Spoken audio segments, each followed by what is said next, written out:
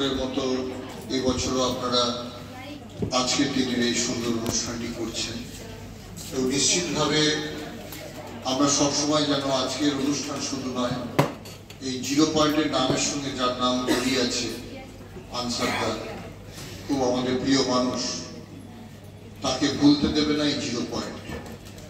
আমি ধন্যবাদ জানাবো তার স্ত্রীকে, তার পুত্রকে, পুত্রবধূকে এবং তার বাড়ির সমস্ত পরিবারের সমস্ত মানুষকে, যারা বিভিন্ন প্রতিকূলতার মধ্য দিয়ে, আমি জানি বিভিন্ন সমস্যা আছে। একটা ছোট কাগজ বা পত্রিকা দেখতে ভালো লাগে, এখন পোর্টালের যুগ, পোর্টালও দেখতে ভালো লাগে, কিন্তু সেগুলোকে কন্টিনিউ করা, এটা যে কত ব্যয়সাধ্য ব্যাপার, কত বাস্তবিক সমস্যার ব্যাপার।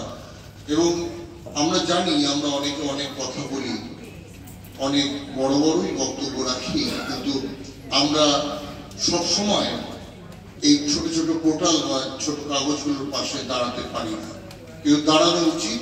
আমি চেষ্টা করি, আগামী দিনেও করবো, আমি আপনাদের কথা দিচ্ছি। এবং এই অনুষ্ঠান আপনারা চালিয়ে যান।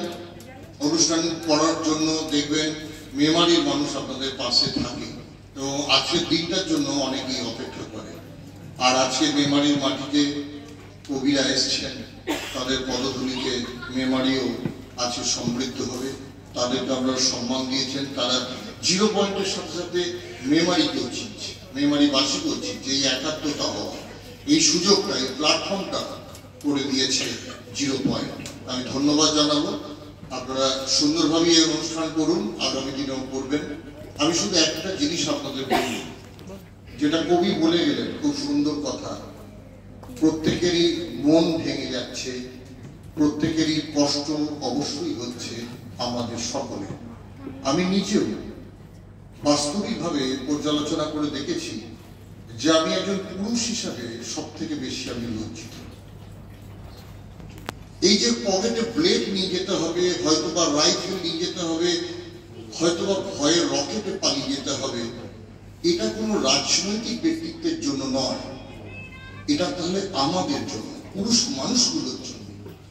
তাহলে এই পুরুষ মানুষগুলোকে আরো বেশি করে আত্মবিশ্লেষণ করা উচিত, এবং যাতে পুরুষ মানুষ আরো বেশি আত্মবিশ্লেষণ করতে পারে সেই ধরনের কথা বলা, সেই ধরনের লেখা যদি আমরা বাড়াতে পারি, তাহলে আমাদের এই মনের বিকারগুলো, এই মনের নোংরাগুলো কেটে যাবে। এটা কিন্তু আমাদের আরো দায়িত্ব নিতে হবে।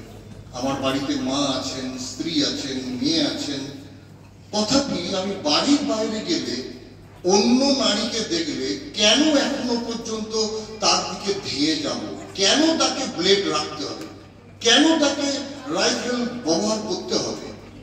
তো আমি প্রথমেই এটা বলবো যে আসুন আমরা প্রত্যেকে এই দিকটাতে ধ্যান দিই, যে আমাদের এই মানসিক বিকার থেকে কবে আমরা মুক্ত হব, যেদিন আমরা একসঙ্গে নারী পুরুষ মিলেমিশে এই সমাজকে এগিয়ে নিয়ে যেতে পারবো, এই সমাজকে রক্ষা করতে পারবো। এই আবেদনটা নিয়ে সকলকে আমার প্রণাম, সালাম, জোহারদারি।